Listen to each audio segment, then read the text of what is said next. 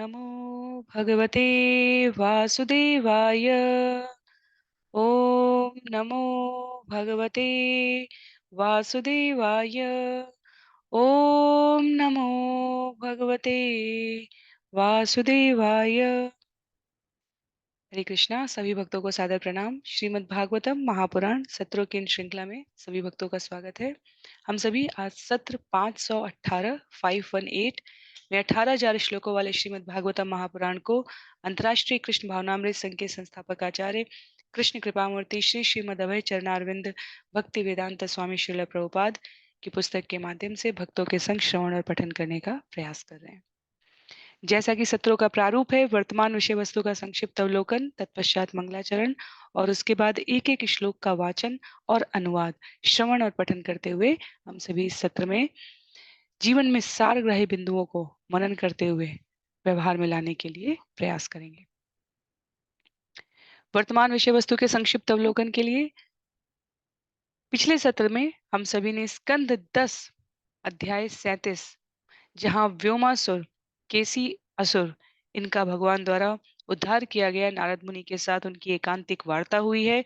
नारद मुनि कंस के पास जाकर कृष्ण और बलराम से छुटकारा पाने का शीघ्रातिशीघ्र उपाय, कंस को ये स्मरण कराने का कि तुम्हारे लिए जो भविष्यवाणी हुई थी वो वास्तव में सत्य है, उसको किसी भी प्रकार से कम गंभीरता से मत लो। कृष्ण और बलराम को मथुरा बुलाए जाने की व्यवस्था में संलग्न कंस ने अपने कोल्यापीड़ जैसे दुर्दांत हाथी को, मुष्टिक, चाणूर, शल तोशल जैसे पहलवानों को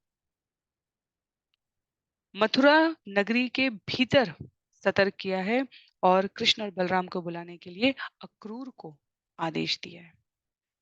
अक्रूर कंस के स्वभाव को जानते हुए भगवान से प्रार्थना करते हुए वृंदावन के लिए प्रस्थान करेंगे, जिसे हम सभी आज अध्याय 38 वृंदावन में अक्रूर का आगमन, जिसमें 43 श्लोक हैं, उसके द्वारा श्रवण करने का प्रयास करेंगे। तो आरंभ करते हैं मंगलाचरण से। नारायणं नमस्कृत्य नरं चैव नरोत्तमं देवीं सरस्वतीं व्यासं ततो जयमुदीरयेत्। शृण्वतां स्वकथा कृष्ण पुण्यश्रवणकीर्तन यद्यन्तस्थो यभद्राणि विधुनोति सुयत्स्यताम्। नष्टप्रायेषु भद्रेषु नित्यं भागवत सेवया भगवत्युत्तमश्लोके भक्तिर्भवति नैष्ठिकी। ॐ अज्ञानतिमिरान्धस्य ज्ञानाञ्जनशलाकया चक्षुरुन्मीलितं येन तस्मै श्रीगुरुवे नमः। मूकं करोति वाचालं पङ्गुं लङ्घयते गिरिं यत्कृपातमहं वन्दे परमानन्दमाधवम्।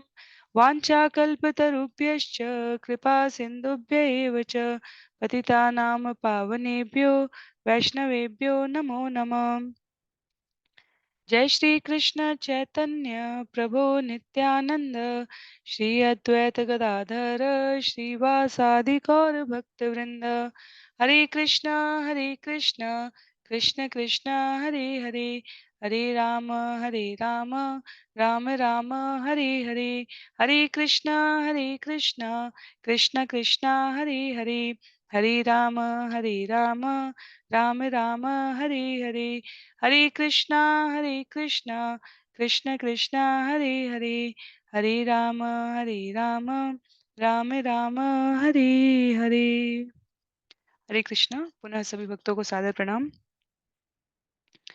सत्र 518 518 में हम सभी स्कंद 10 अध्याय 38 वृंदावन में अक्रूर का आगमन इसे श्रवण करने जा रहे हैं। जिनके पास पुस्तक है वो पुस्तक का प्रयोग करेंगे। अन्य सभी की सुविधा के लिए यहाँ स्क्रीन पर श्लोक भी प्रस्तुत किए जाएंगे। श्री शुक उवाच अक्रूरोऽपि च तां रात्रिं मधुपुर्यां महामती उषित्वा रथम् आस्थाय प्रययो नंदगोकुलम्। सुखदेव गोस्वामी ने कहा, महामती अक्रूर ने वह रात मथुरा में बिताई और तब अपने रथ पर सवार होकर नंद महाराज के ग्वाल ग्राम के लिए रवाना हुए। तो यहाँ पर सुखदेव गोस्वामी महाराज परीक्षित को बताते हैं कि वो समय आ गया जब अक्रूर को वृंदावन से मथुरा की भगवान की यात्रा का माध्यम बनना है। कंस द्वारा कृष्ण और बलराम को मथुरा ले आने के आदेश के लिए पूर्ति करने की इस प्रक्रिया में अक्रूर ने वो रात मथुरा में बिताई है और अगले दिन बड़े ही तड़के अपना रथ तैयार किया। कंस वाला दिया हुआ रथ जो हमने पिछले अध्याय में श्रवण किया था कि नए सुंदर रथ को दिखाकर कहते हैं कि ये कृष्ण बलराम को लाने के लिए उचित है। अक्रूर ने कहा जिस पर कंस सवार हो चुका है वो रथ उपयुक्त नहीं है। यहाँ तात्पर्य में कहते हैं आचार्य, फाल्गुन मास के कृष्ण पक्ष की एकादशी के दिन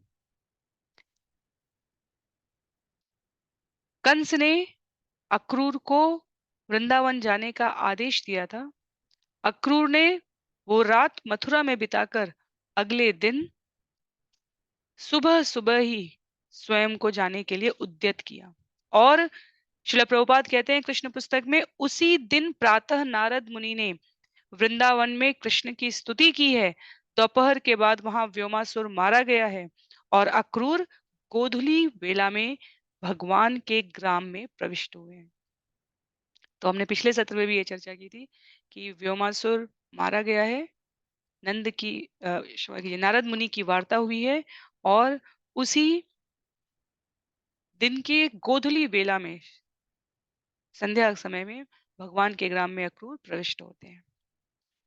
श्लोक संख्या 2 में, गच्छन् पथि महाभागो भगवत्यम्बुजीक्षणे भक्तिं परामुपगत एवमेतत् अचिन्तयत्। मार्ग में यात्रा करते हुए महात्मा अक्रूर को कमल नेत्र भगवान के प्रति अपार भक्ति का अनुभव हुआ। अतः वे इस प्रकार सोचने लगे।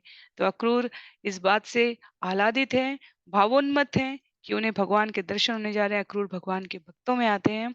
वो विचार करते हैं, किम मया चरितम भद्रम किम तप्तम परमं तप किम वाथा प्यर्हते दत्तम यत्रक्ष्यामि अद्य केशवम। श्री अक्रूर ने सोचा, मैंने ऐसे कौन से शुभ कर्म किए हैं, ऐसी कौन सी कठिन तपस्या की है, ऐसी कौन सी पूजा की है या ऐसा कौन सा दान दिया है जिससे आज मैं भगवान केशव का दर्शन करूंगा। तो भक्त का भाव यही होता है। भगवान भक्त को कभी नहीं लगता कि उसने भगवान की सम्यक पूजा अर्चना अ, साधना तपस्या कर ली है। भक्त को हमेशा लगता है कि जितनी भगवान की उसके जीवन में कृपा है उसकी तुलना में तो वो कुछ भी नहीं है। उसकी तुलना में तो उसने भगवान के प्रति कुछ भी अपना समय, संसाधन, स्रोत कुछ भी नहीं अर्पित किया है। अक्रूर बिल्कुल उसी विनत भाव से सोच रहे हैं कि ऐसी कौन सी दया हुई है, किस महापुरुष की, किस विद्वत जन की, किस साधु संत की मेरे ऊपर, कि मैंने तो ऐसा कोई दान, शुभ कर्म और कठिन तपस्या नहीं की जिसके परिणाम स्वरूप मुझे केशव का दर्शन करने का सौभाग्य मिले। कहते हैं आगे श्लोक संख्या 4 में, मम एतद्दुर्लभं मन्य उत्तमश्लोकदर्शनं विषयात्मनो यथा ब्रह्म कीर्तनं शूद्रजन्मना। चूंकि मैं विषय भोगों में लीन रहने वाला भौतिकतावादी व्यक्ति हूँ, अतः अपने लिए उत्तम श्लोक में स्तुति किए जाने वाले भगवान का दर्शन करने का यह अवसर प्राप्त कर पाना मैं उसी तरह कठिन समझता हूँ जिस तरह शूद्र के रूप में जन्मे व्यक्ति के लिए वैदिक मंत्रों के उच्चारण करने की अनुमति प्राप्त करना होता है। पुनः यहाँ पर जन्म जातिगत श्रेष्ठता के अनुसार शूद्र और वैदिक मंत्रों को उच्चारण करने की अनुमति प्राप्त करने का संबंध नहीं है। गुण कर्म और स्वभाव से जिनकी शुद्र वृत्ति है उनको स्वाभाविक रूप से वैदिक मंत्रों के उच्चारण करने के लिए उन्नत शिक्षा का माध्यम अवसर उपलब्ध नहीं हो पाता है। तो अक्रूर कहते हैं, मैं तो नितांत भौतिकतावादी में कंस की सेवा में लीन सेवक हूँ, विषय भोगों में लीन रहने वाला हूँ। भगवान के दर्शन की ये सर्वोच्च अवसरवादिता निश्चित रूप से मेरे परिणाम से नहीं आई है, मेरे सुकृत से नहीं आई है, ये किसी का मेरे ऊपर अत्यंत अनुग्रह है। श्लोक संख्या 5 में कहते हैं, मैवं ममाधमस्यापि स्यात् एव अच्युतदर्शनम् हीयमाण नद्या क्वचित्तरति कश्चन।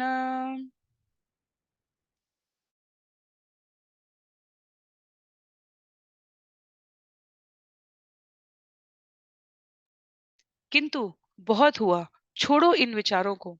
आखिर मुझ जैसे पतितात्मा को भी अच्युत भगवान को देखने का अवसर प्राप्त हो सकता है, क्योंकि काल रूपी नदी के प्रवाह में बह रहे बद्ध आत्माओं में से कोई एक आत्मा तो कभी कभी किनारे तक पहुंच ही सकता है।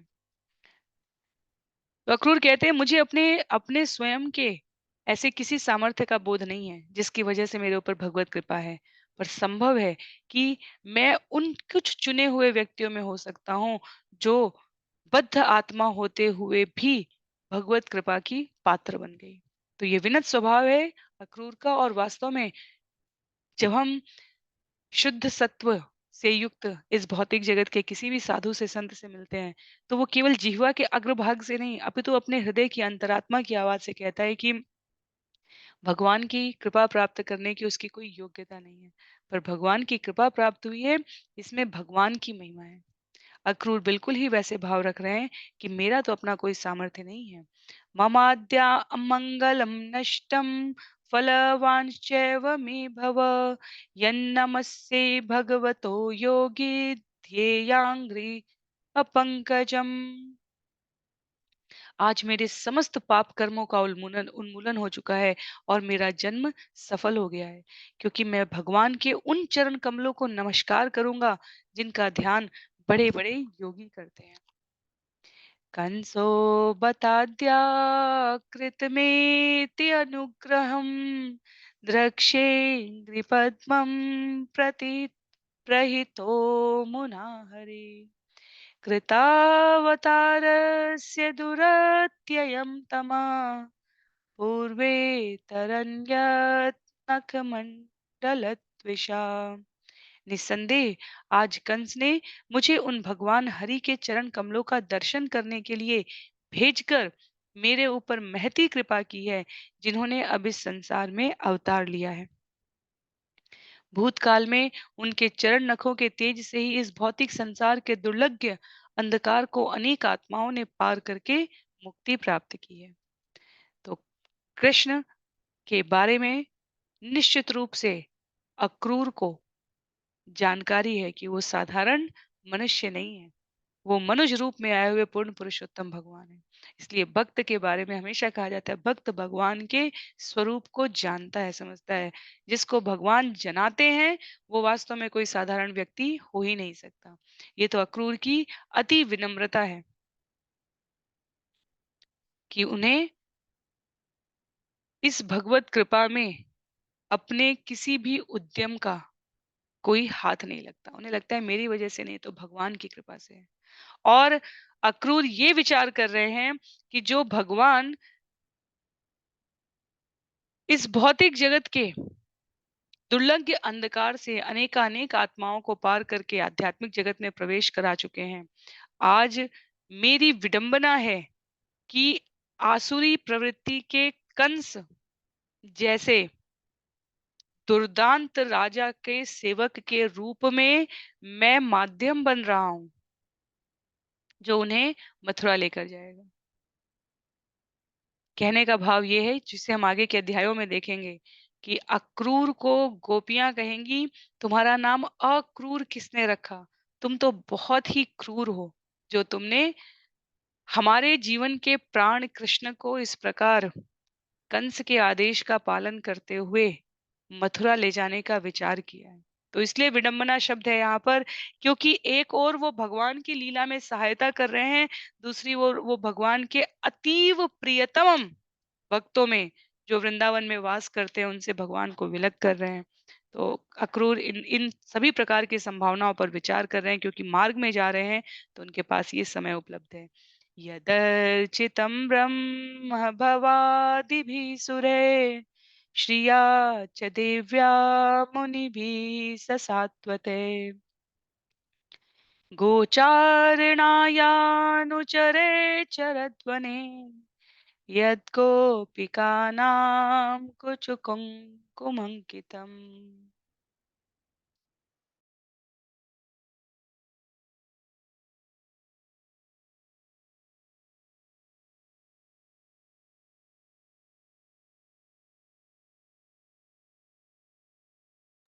उन्हीं चरण कमलों की ब्रह्मा, शिव तथा अन्य सारे देवता, लक्ष्मी जी तथा बड़े-बड़े मुनि और वैष्णव पूजा करते हैं। उन्हीं चरण कमलों से भगवान अपने संगियों सहित गौवें चराते समय जंगल में विचरण करते हैं और वे ही चरण गोपियों के स्तनों पर लगे कुमकुम से सने रहते हैं। द्रक्ष्यामि नूनं सुकपोलनासिकं स्मितावलोकारुणकञ्चलोचनम् मुखं मुकुन्दस्य गुणालकावृतं प्रदक्षिणं मे प्रचरन्ति वै मृगा। अवश्य ही मैं भगवान मुकुंद के मुख को देखूंगा, क्योंकि अब हिरण मेरी दाईं ओर से निकल रहे हैं। वह मुख घुंघराले बालों से घिरा है और उनके आकर्षक गालों तथा नाक उनकी मंद हास से युक्त चितवन तथा लाल कमल जैसी आंखों से शोभायमान है।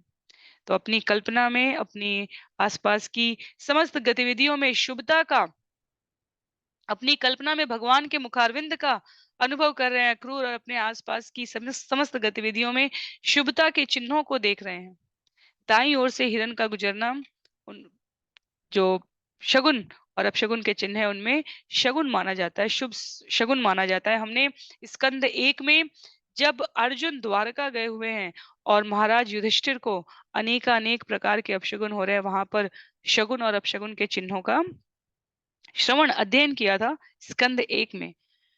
यहाँ वार्ता स्कंद 10 में हो रही है। तात्पर्य में लिखते हैं कि दाईं ओर से हिरण का गुजरना एक शुभ शगुन के रूप में देखते हुए अक्रूर ने विचार किया, निश्चित रूप से भगवान के दर्शन होगी, ऐसी अनुकंपा भगवान की ही ओर से मेरे लिए प्रेषित की गई है, ऐसा मुझे लगता है।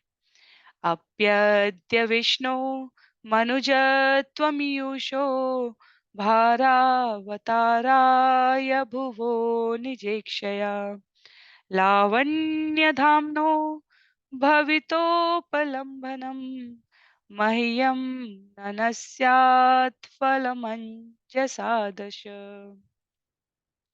मुझे समस्त सौंदर्य के आगार उन भगवान विष्णु के दर्शन होंगे, जिन्होंने पृथ्वी का भार उतारने के लिए स्वेच्छा से मनुष्य जैसा स्वरूप धारण किया है।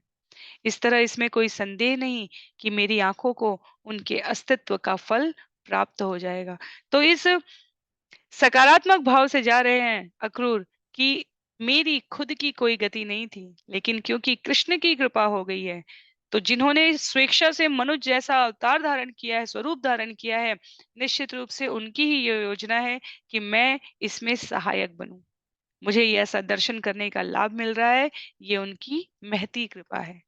य ईक्षिताहं रहितोऽप्यसत्सतो स्वतेजसा पास्ततमोभिदाभ्रम स्वमाययात्मन् प्रचित्तेस्तदीक्ष्या प्राणाक्षदीभिः सदनेष्वभीयते। वे भौतिक कार्य कारण के साक्षी हैं, फिर भी वे उनकी झूठी पहचान से अपने को सदैव पृथक रखते हैं। वे अपनी अंतरंगा शक्ति के द्वारा पृथकत्व तथा भ्रम के अंधकार को दूर करते हैं। जब वे अपनी भौतिक सृजन शक्ति पर दृष्टि डालते हैं, तो इस जगत के जीव प्रकट होते हैं और ये जीव उन्हें अपनी प्राणवायु इंद्रियों तथा बुद्धि कार्यों में अप्रत्यक्ष रूप से अनुभव करते हैं। तो भगवान के सर्वशक्तिमान पद को अपने मन मस्तिष्क में पुनः स्थापित करते हुए अक्रूर कहते हैं, जिनका दर्शन करने वे जा रहे हैं, वे कोई सामान्य नहीं है। हम प्रथम सृष्टा के रूप में ब्रह्मा जी के मुखारविंद से स्कंद 2 में नारद मुनि के साथ वार्ता में श्रवण कर चुके हैं कि वे कहते हैं, प्रथम सृष्टा तो स्वयं भगवान है, मैं तो द्वितीय सृष्टा हूँ। मैं ये जगत की सृष्टि का निर्माण अवश्य कर रहा हूँ, पर मेरा जो निर्माण कर रहे हैं वो स्वयं पूर्ण पुरुषोत्तम भगवान है। अक्रूर वास्तव में परम बुद्धिमान और विद्वान व्यक्ति हैं। उनके द्वारा यहाँ पर इस सृष्टि की रचना से संबंधित विषय को प्रस्तुत करने का आचार्य कहते हैं कि एकमात्र संदेश, सूचना सामान्य जनमानस को जो प्रेषित करने के रूप में है, वो इस बात पर है कि जब भी जीवन में हमें लगे कि हम हैं जो कुछ करने जा रहे हैं, हमने ये पुल बनाया, हमने ये भवन बनाया, हम मनुष्यों की प्रजातियों ने ये बड़े-बड़े निर्माण और स्थापनाएँ की हैं। तब अक्रूर का ये उपदेश हमें स्मरण रखना चाहिए कि इसके लिए जो प्राप्त कच्चा पदार्थ है, ये मिट्टी, ये पत्थर, इसमें प्रयोग होने वाले विभिन्न प्रकार के तत्व, रासायनिक या भौतिक, इनकी उपलब्धता कहाँ से आई? इसलिए यहाँ पर अंतरंगा शक्ति के द्वारा पृथकत्व तथा भ्रम के अंधकार को दूर करने वाले हैं भगवान श्री कृष्ण। उनके दृष्टिपात करने से इस भौतिक सृजन में जीव प्रकट होते हैं और ये जीव अपनी प्राणवायु, इंद्रियों, बुद्धि कार्यों में अप्रत्यक्ष रूप से जिनका आश्रय लेते हैं, वो वास्तव में और कोई नहीं, स्वयं पूर्ण पुरुषोत्तम भगवान है। तो भौतिक कार्य में साक्षी होते हुए भी वो अपने आप को इस झूठी पहचान से पृथक रखते हैं। जीव इस जगत में मिथ्या अहंकार की उपलब्धता के कारण अपने आप को इस भौतिक जगत की सृष्टि से संबद्ध रखता है। इसलिए भगवान प्रकट रहते हुए भी अप्रकट रहते हैं और जीव अपने आप को हर वस्तु से संबद्ध करके सोच रहा होता है कि वो सृजन करता है। वास्तव में बहुत सारे मनुष्यों के अहंकार का स्तर ऐसा होता है कि वो ब्रह्मा जी को भी नहीं मानते। उनका कहना है कि ब्रह्मा जी की सृष्टि कल्पना है, काल्पनिकता है। हम जो निर्माण कर रहे हैं, हम जो हैं, इस समय काल की इतनी दीर्घगामी यात्रा के एक छोटे से पड़ाव में रहने वाला मनुष्य अपनी प्रभुता और स्वामित्व को कई बार भगवान के समकक्ष समझ लेता है। हम जो चाहें वो प्राप्त कर सकते हैं, ये अपने आप को सकारात्मक रखने के लिए उन्नत विचार है। पर हम जो प्राप्त कर सकते हैं, उसकी शुभता के पीछे, वो हमारे लिए मंगलकारी हो, इसके पीछे भगवान की कृपा है। ये भक्त का स्वभाव होता है। तो अक्रूर यहाँ पर कह रहे हैं, केवल और केवल जो भगवान की अंतरंगा शक्ति से अपने आप को संबद्ध रखता है, अर्थात इस आध्यात्मिक ज्ञान से, वो इस जगत के अज्ञान के अंधकार से अपने आप को मुक्त रख पाता है। कहते हैं आगे पूरी यात्रा है, जिन्होंने मथुरा से वृंदावन की यात्रा की है उन्हें इस समय काल का अनुभव है। तो अक्रूर की जो मन चिंतन की स्थिति है वो यहाँ पर अभिव्यक्त की गई है। यस्याखिलामी वह भी सुमंगले वाचो विमिश्रा गुण कर्म जन्म भी प्राणन्ति शुम्भन्ति पुनन्ति वै जगत् या तत् विरक्ता शवशोभनामता। भगवान के गुणों, कर्मों तथा अवतारों से सारे पाप नष्ट हो जाते हैं तथा उत्पन्न समस्त सौभाग्य एवं इन तीनों का वर्णन करने वाले शब्द संसार को जीवन दान देते हैं, उसे सुशोभित बनाते हैं और शुद्ध करते हैं। दूसरी ओर उनकी महिमा से विहीन शब्द शव की सजावट करने जैसे होते हैं। तो इस जगत की कोई भी कृति, इस जगत की कोई भी कृति जिसमें भगवान के कृतित्वों का वर्णन नहीं है, वो शव को अलंकृत करने जैसा है। इसलिए जब व्यासदेव और नारद मुनि की वार्ता होती है, नारद मुनि ने कहा, तुम्हारे हृदय में शांति नहीं है। इसलिए नहीं है क्योंकि तुमने इतने अप्रत्यक्ष तरीके से भगवान की महिमा का वर्णन उल्लेख किया है इन पुस्तकों में, वेदों में, शास्त्रों में, कि सामान्य जनमानस तो कभी भगवान को देख ही नहीं पाएगा, इन शब्दों के माध्यम से अनुभव ही नहीं कर पाएगा और अनेकानेक प्रकार के कर्मकांड में ही अनुरक्त रह जाएगा। इस जगत में किया गया कोई भी कार्य जो प्रत्यक्ष रूप से, अप्रत्यक्ष रूप से, किसी भी हेतु से भगवान की महिमा का मंडन नहीं कर रहा है, जीव के रूप में हमारी विलग स्थिति ही क्या है, वो वास्तव में शव को अलंकृत करने जैसा होता है। भगवान कृष्ण अपने प्रिय भक्तों के आनंद के लिए शुद्ध आध्यात्मिक धरातल पर कर्म कर रहे हैं। किसी प्रकार की संसारी तुष्टि के लिए नहीं करते। इसलिए जब प्रश्न आता है सामान्यतः अच्छे लोगों के साथ बुरा क्यों होता है, वास्तव में ये प्रश्न अच्छे लोग नहीं कर रहे होते हैं कि हमारे साथ बुरा क्यों होता है। उनको इस बात की सदैव अनुभूति रहती है। अंतःस्थल से भगवत प्रेरणा से उन्हें ज्ञात होता है कि उनके जीवन में जो कुछ हो रहा है वो कितना क्षणिक है। अन्य जो भगवान की सत्ता और विश्वसनीयता पर प्रश्न चिन्ह लगाकर इस प्रकार के प्रश्नों को करते हैं, उन्हें भगवान के योजनाओं में अपने स्वयं के गर्व मिथ्या अहंकार की तुष्टि और तृप्ति होती है कि हम भगवान पर प्रश्न चिन्ह लगा सकते हैं। भगवान के समस्त कार्य अपने भक्तों की प्रसन्नता का वर्धन करने के लिए हैं और भक्त अपने प्रत्येक कार्य से भगवान की इस महिमा को स्थापित करता है। यहाँ तात्पर्य में कहते हैं गुण कर्म और अवतार जो भगवान से संबद्ध है वो समस्त अमंगलों का नाश करके सौभाग्य का वर्णन करते हैं। दूसरी ओर भगवान की महिमा से विहीन शब्द शव की सजावट करने जैसे हैं। तो अक्रूर अपने आप को संबद्ध करना चाह रहे कि मैं ये जो कार्य कर रहा हूं अभी तक तो भौतिकता से युक्त था, इंद्रियों की तुष्टि और कंस के आदेशों को पोषित करने वाला था। इन सब के मध्य में मुझे भगवान ने इस दिव्य कार्य को करने का माध्यम स्वरूप चुना है। निश्चित रूप से ये भगवान की प्रसन्नता में मेरे द्वारा मुझे निमित्त बनाकर मेरे द्वारा करवाया जाने वाला ये कार्य उनकी अद्भुत लीलाओं का एक भाग है। अन्यथा अभी तक मेरे द्वारा जो कुछ भी किया जा रहा था वह जिस प्रकार शव को अलंकृत करने का कोई विशेष प्रयोजन उस शव की चेतना से नहीं होता। कर्मकांड से संबंधित विषयों के अंतर्गत हम ऐसा करते हैं। उसी प्रकार अभी तक के मेरे जीवन की कोई विशेष उपलब्धि नहीं रही क्योंकि मैं कंस का सेवक था। श्लोक संख्या 13 में सचावतीर्ण किल सत्वतान्वये स्वसेतुपालाम् अमरवर्य शर्मकृत यशो वितन्वन् व्रजास्ते आस्त ईश्वरो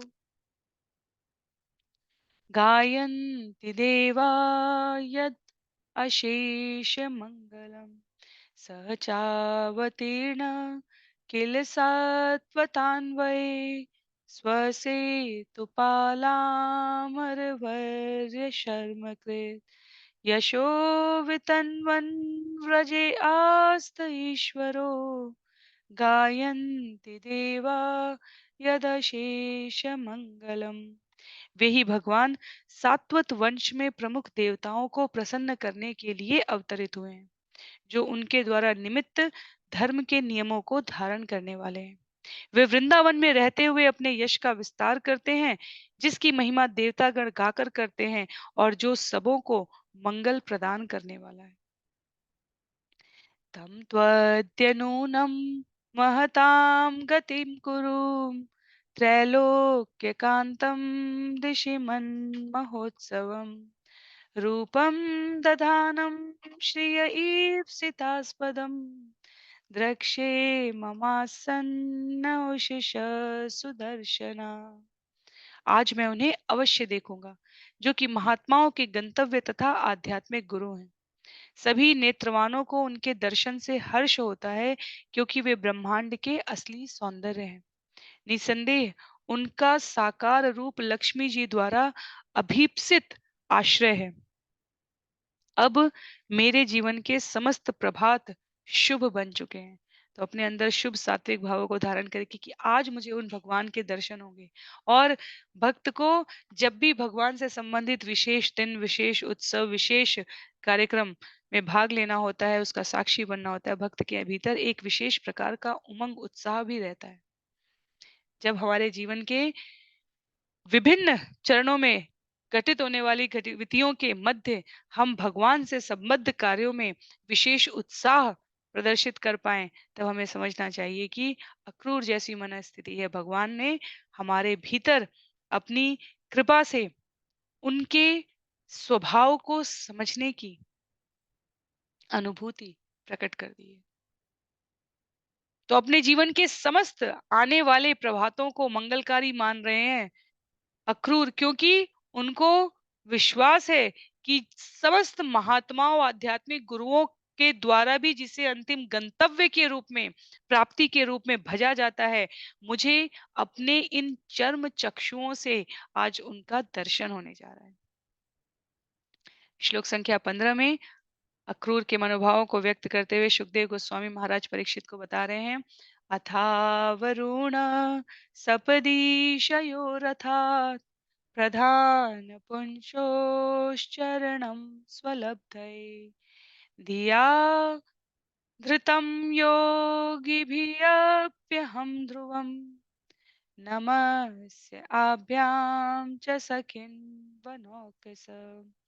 तब मैं तुरंत अपने रथ से नीचे उतर आऊंगा और भगवान कृष्ण तथा भगवान बलराम दोनों के चरण कमलों को नमस्कार करूंगा। उनके पैर वही हैं जिन्हें आत्म साक्षात्कार के लिए प्रयत्नशील बड़े बड़े योगी अपने मन के भीतर धारण करते हैं। मैं दोनों के बाल मित्रों तथा वृंदावन के अन्य समस्त वासियों को भी अपना नमस्कार निवेदित करूंगा। तो कल्पना कर रहे हैं अपने मन स्थिति में, जैसे छोटे बच्चे बहुत उत्साहित होते हैं किसी अपने मनपसंद खेल के स्थान पर जाने के लिए, तो वो सोचते हैं मैं वहां जाऊंगा या जाऊंगी तो उस सीढ़ी से, उस स्लाइड से, उस खेलने के स्थान से इस प्रकार अपने आप को आनंदित करूंगी। या बहुत समय बाद कोई कुछ मित्र मिल रहे होते हैं, कुछ संबंधी मिल रहे होते हैं घर परिवार के आयोजन में, तो सोचते हैं अच्छा मैं उनसे मिलूंगा, उनसे मिलूंगी, इस प्रकार की वार्ता करेंगे, ये कार्य करेंगे, इस प्रकार समय व्यतीत करेंगे। अक्रूर भगवान से मिलने जा रहे हैं और भक्त के रूप में उनके मनोभाव की उच्छृंखलता, उनके उत्साह का अनुमान लगाना हम सभी के लिए वास्तव में अपनी उस मन स्थिति से संबद्ध करके पाना है। जब कोई विशेष आयोजन होने वाला हो वर्ष का और हमें यात्रा करके जानी हो, जैसे किसी का अभी जाप सत्र के समय एक साधक ने बताया कि वे 4 धाम की यात्रा पे जा रहे हैं। कभी किसी साधक का कहना होता है वो जगन्नाथपुरी दर्शन करने जा रहे हैं। कभी कुछ भक्त कहते हैं कि हम मायापुर जा रहे हैं। तो वो जो उत्साह और उछाव होता है हमारे जीवन में भगवान के दर्शन करने की, भगवान के दिव्य स्थानों की जहाँ उन्होंने लीलाएं संपादित की हैं, वहां पहुंचकर उस तरंग युक्त उल्लास को अनुभव करने की, बिल्कुल वैसा ही भाव है अक्रूर का। वो कहते हैं मैं रथ से नीचे उतरूंगा, भगवान को नमस्कार करूंगा और उन चरणों का दर्शन प्राप्त करूंगा जिन्हें आत्म साक्षात्कार के लिए प्रयत्नशील बड़े बड़े योगी अपने मन के भीतर धारण करते हैं। इतना ही नहीं, केवल कृष्ण और बलराम तो नहीं होंगे, आसपास वे ग्वाल बाल गोपी वृंद जन समूह भी होगा जो इतने समय से कृष्ण के साथ समय व्यतीत कर रहा है। वास्तव में मैं तो उन सबको भी नमस्कार करूंगा। तो अपने मन के इस उत्साह को संभालते हुए अक्रूर आगे बढ़ रहे हैं, विचार करते हुए श्लोक संख्या 16 में अप्यंग्रिमूले पतितस्य मे विभु शिरस्य धास्यन्नि जहस्तपङ्कजम् दत्ताभयं कालभुजाङ्गरन्हसा प्रोद्वेजितानां शरणैषिणां नृणाम्। और जब मैं उनके चरणों पर गिर पड़ूंगा तो सर्वशक्तिमान प्रभु मेरे सिर पर अपना कर कमल रख देंगे। जो लोग काल रूपी शक्तिशाली सर्प से अत्यंत विचलित होकर उनकी शरण में जाते हैं, यह हाथ उनके सारे भय को दूर कर देता है। अक्रूर की स्थिति बहुत विचित्र है और भिन्न है भागवतम के समस्त पात्रों से। अब तक की जितनी भी स्तुतियां हमने श्रवण की हैं, उसमें उद्योग पूर्वक भक्त स्वयं को संलग्न करता है भगवान की भक्ति करने के लिए। अक्रूर सामान्य मथुरा से वृंदावन की यात्रा पर जा रहे हैं और बिना किसी प्रकार के मानसिक, शारीरिक, आध्यात्मिक संताप के, बिना किसी विशिष्ट इच्छा, इस जगत के किसी उपलब्धि को प्राप्त करने से विमुख रहकर एकमात्र अभिलाषा ये है कि अन्यों को बड़ी बड़ी तपस्याएं, साधनाएं, एकांतिक मनोयोग की अनुभूति में भगवान के मुखारविंद का दर्शन प्राप्त करने का उद्योग करना पड़ा है। और अक्रूर अपनी भाव समाधि, जिसमें पहले भगवान के श्री चरणों का ध्यान कर रहे हैं, रथ से उतर के नमस्कार करूंगा, फिर भगवान के कर कमल का ध्यान कर रहे हैं, जिसमें कहते हैं कि जब मैं चरणों में नमस्कार करूंगा तो भगवान कर कमल मेरे ऊपर रखेंगे। ये विलक्षण स्थिति, ये जो मानसिक समाधि है अक्रूर की, ये भक्तों का आभूषण है। अपने जीवन के प्रतिदिन के कार्यों में हम अनुभव कर सकें कि मेरे किस कृत्य से भगवान प्रसन्न हो रहे हैं, मेरे किस कृत्य से भगवान की महिमा का वर्धन हो रहा है। मैं अपने उन कार्यकलापों के प्रति स्वाभाविक रूप से उत्साह रखूंगा। और भक्त तो कहता है, जो भक्ति के लिए अनुकूल है वो सब कुछ स्वीकार्य है। फिर उसमें भौतिक सुख, लाभ, हानि, दुख, इनकी अनुभूति नहीं होती। जो भगवान के भक्ति के लिए अनुकूल है वो मैं स्वीकार करूंगा या करूंगी जीवन में।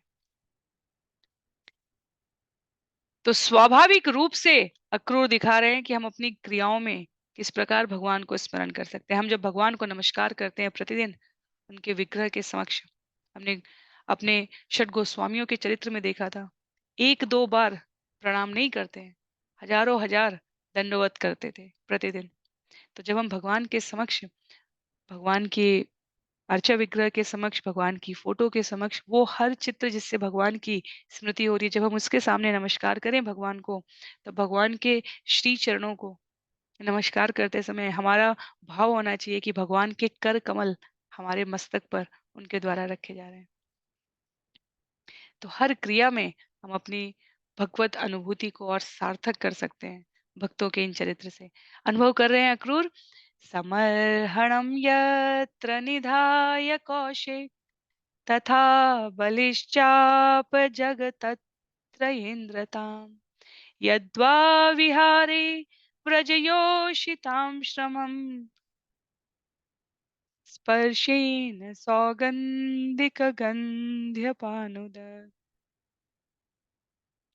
उस कमल सदृश हाथ में दान देकर पुरंदर तथा बलि ने स्वर्ग के राजा इंद्र के पद को प्राप्त किया। और रास नृत्य की आनंद लीलाओं के समय जब भगवान ने गोपियों के पसीने को पोंछकर उनकी थकान दूर की, तो उनके मुख स्पर्श ने उस हाथ को मधुर फूल की तरह सुगंधित बना दिया। तो अनेकानेक पौराणिक कथाओं को स्मरण कर रहे हैं अक्रूर। तात्पर्य में यहाँ लिखा है, जिस कमल के पुष्प को हम सभी स्थानों पर कमल के रूप में जानते हैं, मानसरोवर में पाए जाने वाले कमल के पुष्प को पुराणों में सौगंधिक कहा जाता है।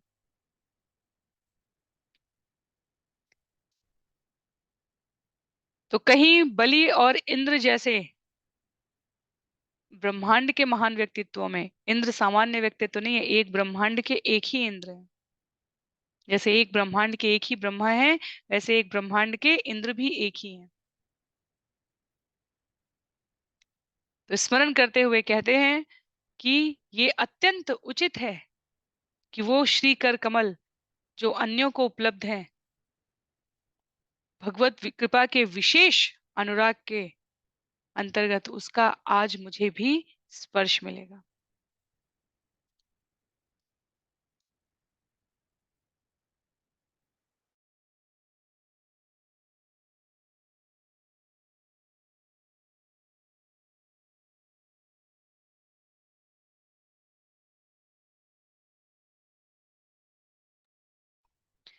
न मय्युपैष्यति अरिबुद्धिम् अच्युतः, न मय्युपैष्यति अरिबुद्धिमच्युतः कंसस्य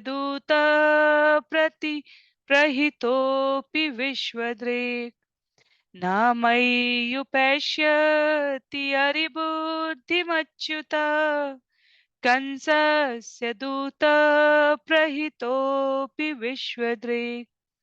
यो अन्तर्बहिश्चेतस एतत इहितं क्षेत्रज्ञ ईक्षत नित्यमलिन चक्षुषा।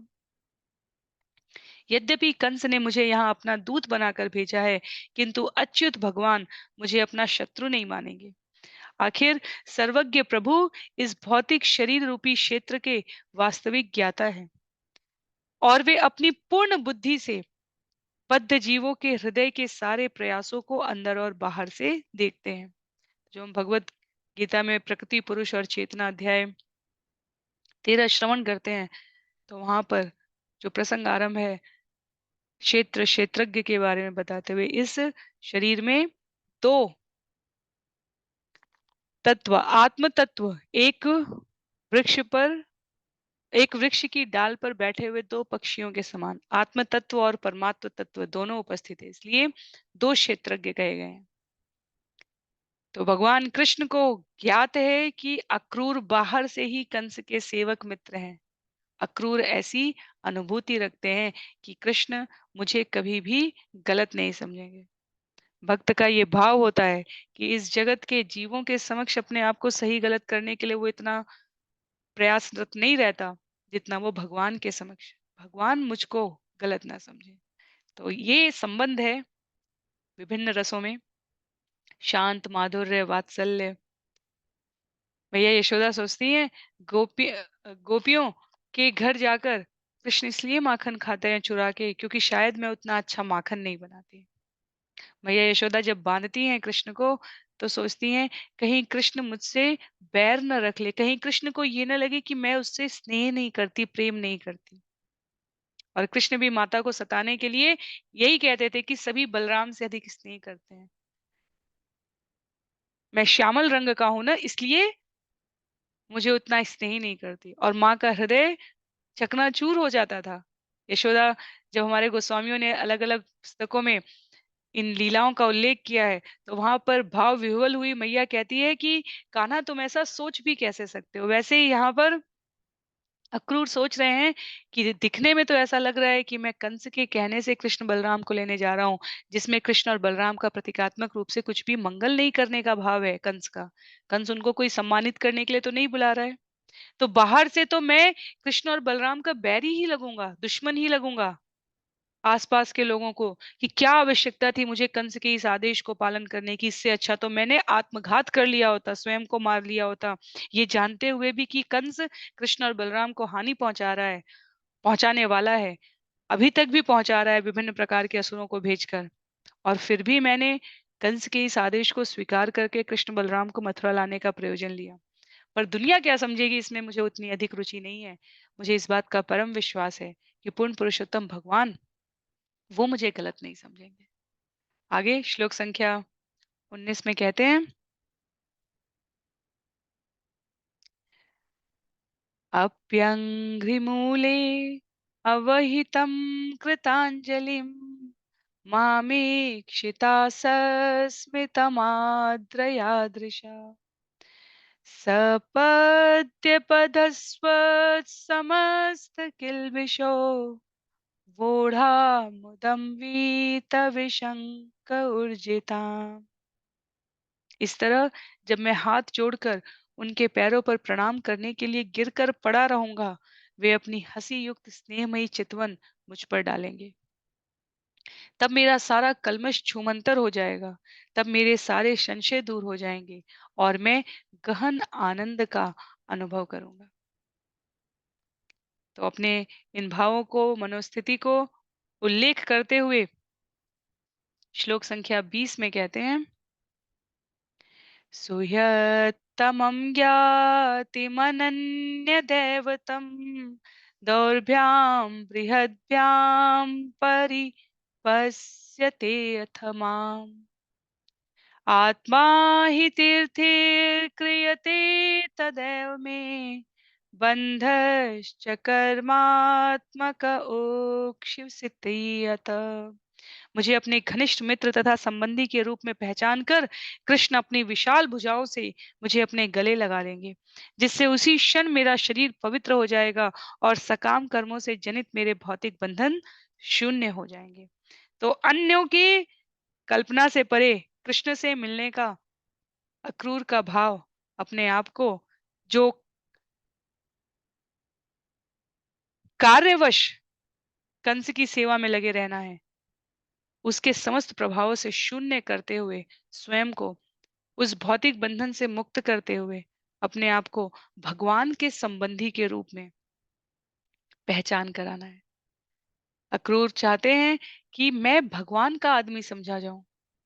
मनुष्य के रूप में हम सभी अपने आप को भगवान के प्रतिनिधि के रूप में, इसीलिए भक्त के रूप में हमारे जीवन की आचरण की जो प्रतिबद्धता है वो और अधिक बढ़ जाती है।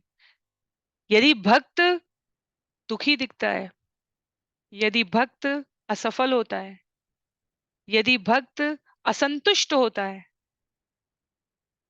यदि भक्त किसी प्रकार के विकार में लिप्त दिखता है, तो इस भौतिक जगत के व्यक्ति सबसे पहला कटाक्ष भक्त के ऊपर, इतनी भक्ति करते हो पर इतना गुस्सा आता है, इतनी भक्ति करते हो पर इतनी छोटी-छोटी बातों पर चिढ़ जाते हो, इतनी भक्ति करते हो, भगवान की बातें करते हो, पर फिर भी भगवान के कर्म सिद्धांत में विश्वास नहीं है, विचलित हो जाते हो।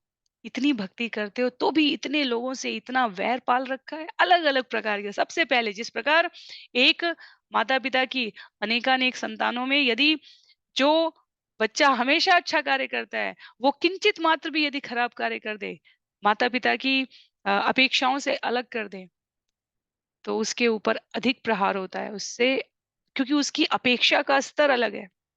और जो बहुत ही उद्दंड संतान हो, यदि वो एक भी अच्छा कार्य कर दे, तो माता-पिता एकदम भाव विवल हो जाते हैं। तो भौतिक जगत की ये कोई सही और गलत, अच्छे या बुरे के संदर्भ में तुलना नहीं की जा रही है।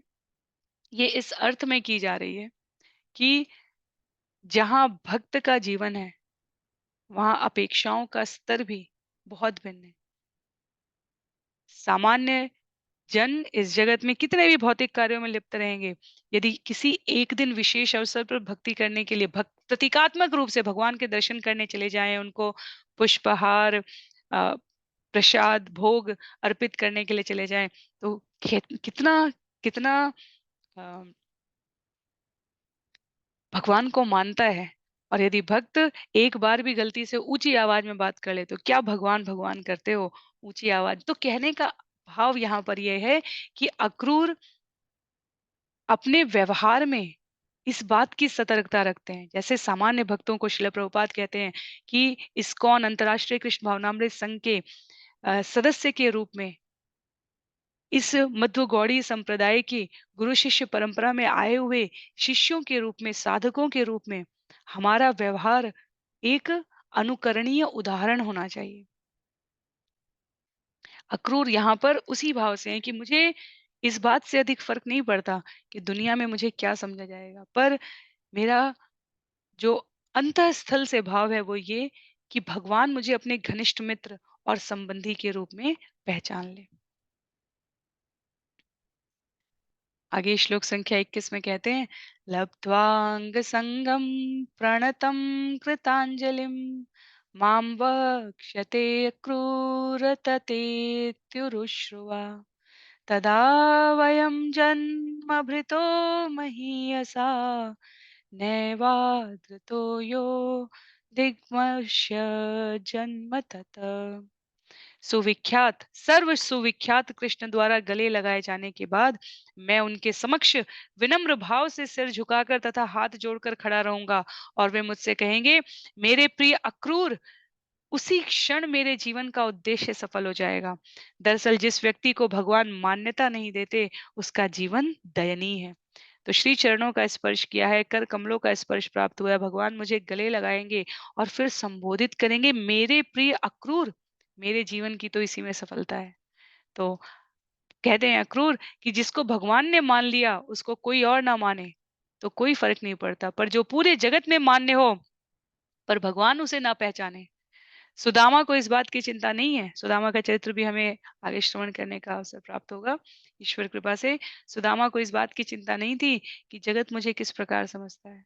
सुदामा को इस बात की चिंता थी कि कृष्ण मुझे विपन्न ना समझे, कृष्ण मुझे गरीब ना समझे। मेरे पास उनकी भक्ति का जो आश्रय है, उसमें मैं कृष्ण के समक्ष भिक्षुक ना लगूं। कृष्ण ने मुझे मित्र होने का पद प्रदान किया है, जो इस ब्रह्मांड के इंद्र और ब्रह्मा के पद से भी बड़ा है। कृष्ण की मित्रता इतनी सस्ती नहीं दिखनी चाहिए। मैं इस जगत में विपन्न ना दिखूं। ये जगदीश के समक्ष जाते समय कृष्ण के मित्र के रूप में सुदामा का भाव है। न तस्य कश्चिद् दयितः सुहृत्तमो न चाप्रियो द्वेष्य उपेक्ष्य एव वा तथापि भक्तान् भजते यथा तथा सुरद्रुमो यद्वतुपाश्रितोऽर्थदा। भगवान का न तो कोई अप्रिय है, न सर्वश्रेष्ठ मित्र है, न ही वे किसी को अवांछनीय, घृणित या उपेक्षणीय मानते हैं। साथ ही साथ अपने भक्तों से जिस भाव से पूजा करते हैं, उसी तरह प्रेम का आदान प्रदान करते हैं, जिस तरह कल्प वृक्ष अपने पास आने वालों की इच्छाएं पूरी करते हैं। बहुत महत्व का श्लोक है ये, क्योंकि इसमें भगवत गीता की भगवान की अनेकानेक शिक्षाओं का संकलन है। भगवान कहते हैं सुहृदय हितैषी, मैं सभी का सुहृदय हितैषी हूँ। भगवान कहते हैं जो मुझे जिस भाव से भजता है, उसके साथ में उसी संवाद विनिमय को प्रेषित करता हूँ। अक्रूर स्मरण करते हैं कि वास्तव में जीव अपनी स्वतंत्रता के उस भाग से, वैचारिक स्वतंत्रता के उस भाग से, जिससे वो अपने स्वभाव के अनुरूप कर्म का चयन कर सकता है। जब मोबाइल हमारे हाथ में है, तो हम कौन सा चैनल देखने जा रहे हैं, ये हमारे हाथ में है। उस क्षण में, वो समय में चुनी गई हमारी स्वतंत्रता हमें भगवान की योजना के पक्ष और विपक्ष में खड़ा करती है। यूं ही भगवान ने भगवत गीता में समय को, काल को स्वयं का प्रतिनिधि नहीं बताया है। हम जिस समय में जिस प्रकार के कार्य का चयन करते हैं, हम भगवान की योजना में उस प्रकार सहायता करते हैं। इसीलिए यही 24 घंटे किसी के लिए 48 घंटे में किए गए काम के प्रतिफल के समान होते हैं, और किसी को लगता है पूरा दिन निकल गया, कुछ काम ही नहीं हुआ। प्रत्येक स्थान पर तो समय और के अनुशासन की प्रतिबद्धता हमारे जीवन में अत्यंत आवश्यक है, क्योंकि भगवान अपनी ओर से प्रिय और अप्रिय का चुनाव नहीं कर रहे हैं। भगवान मनुष्य शरीर प्राप्त जीवों को ये चुनने का अधिकार देते हैं कि हम भगवान के प्रिय बनना चाहते हैं या अप्रिय बनना चाहते हैं। सॉफ्टवेयर की गणना में कर्मफल के सिद्धांत में ये सुनिश्चित कर दिया है, जिस प्रकार का कर्म करेंगे, कर्म प्रधान विश्व रचि राखा, जिस प्रकार का हम कर्म करेंगे उस प्रकार का हमें प्रतिफल प्राप्त होगा। तो जैसे DIY, do it your self, आजकल बच्चों में सामान्यतया पहले भी जितने भी हमारे उत्सव आयोजन होते हैं, हम सभी क्या प्रयास करते हैं, घर में दिए बना रहे हैं, दिवाली का अवसर है तो घर में विभिन्न प्रकार के व्यंजन बना रहे हैं, सभी अपने अपने आप को कुशलता के स्तर पर अग्रसरित करते थे। तो अपने आप करने का, जिस प्रकार के मिट्टी के सांचे से हम जो ढांचा बना रहे हैं, परिणाम भी वैसा ही निकलेगा। ऐसा नहीं है कि हम मिट्टी के ढांचे से सांप बना रहे हैं और वो हाथी बन जाएगा। तो उसी प्रकार से भगवान ने प्रियता और अप्रियता इस स्तर पर सुनिश्चित की है कि सारा ज्ञान, सारी सामग्री हमारे सामने है। अब उसमें से हम क्या चुनते हैं और उसे किस रूप में परिणत करते हैं, इस पर यह निर्धारित होता है कि हम क्या परिणाम प्राप्त करने वाले हैं। तो अपने भक्तों से भगवान उसी प्रेम के स्तर का आदान प्रदान करते हैं, जिस भाव से भक्त द्वारा पूजा की जाती है। तुलना यहाँ पर कल्प वृक्ष से की गई है, पर हमें विस्मृत नहीं करना चाहिए कि कल्प वृक्ष भी वास्तव में भगवान से ही उद्भूत है। तो भगवत गीता अध्याय 9 श्लोक संख्या 29 को यहाँ पर उल्लिखित किया गया है तात्पर्य में, जहां पर भगवान अर्जुन को बताते हैं, समोहम सर्वभूतेषु न मे द्वेष्योस्ति न प्रिय, ये भजन्ति तु मां भक्त्या मयि ते तेषु चाप्यहम्। न तो मैं किसी से द्वेष करता हूँ, न मैं किसी का पक्षपात करता हूँ। मैं सबों के लिए एक समान हूँ। किंतु जो भक्ति पूर्वक मेरी सेवा करता है, वह मेरा मित्र है और वह मुझ में रहता है और मैं भी उसका मित्र हूँ।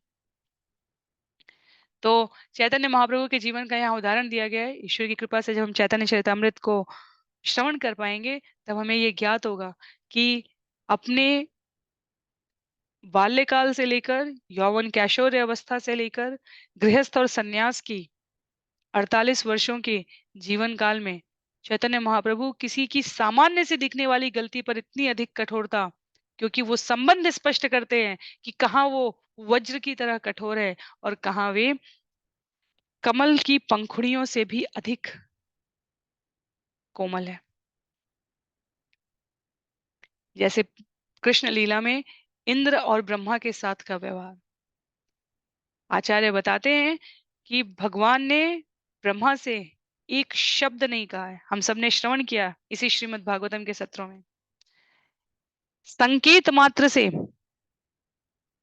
जाने का आदेश कर दिया जब उन्हें पता चला कि ब्रह्मा को पूर्ण ज्ञान संकलन, और ब्रह्मा वापस आएंगे। अभी हमने एक ब्रह्मा की लीला को श्रवण किया है। आगे ब्रह्मा जी जब द्वारका में भगवान निवास कर रहे हैं, तब ब्रह्मा जी पुनः आते हैं। उन्हें फिर से भ्रम होता है, जबकि इंद्र को पर्याप्त अवसर दिया है भगवान ने। सुरभि गाय के साथ इंद्र उपस्थित हुए हैं, भगवान का अभिषेक हो रहा है, भगवान के श्री चरणों में नमस्कार कर रहे हैं। भगवान ने उनकी इस सेवा को स्वीकार किया है, क्योंकि वहां इंद्र ने भगवान को उनके भक्तों से दूर नहीं किया था। ब्रह्मा के लीला में ग्वाल बालों को उनसे दूर किया था।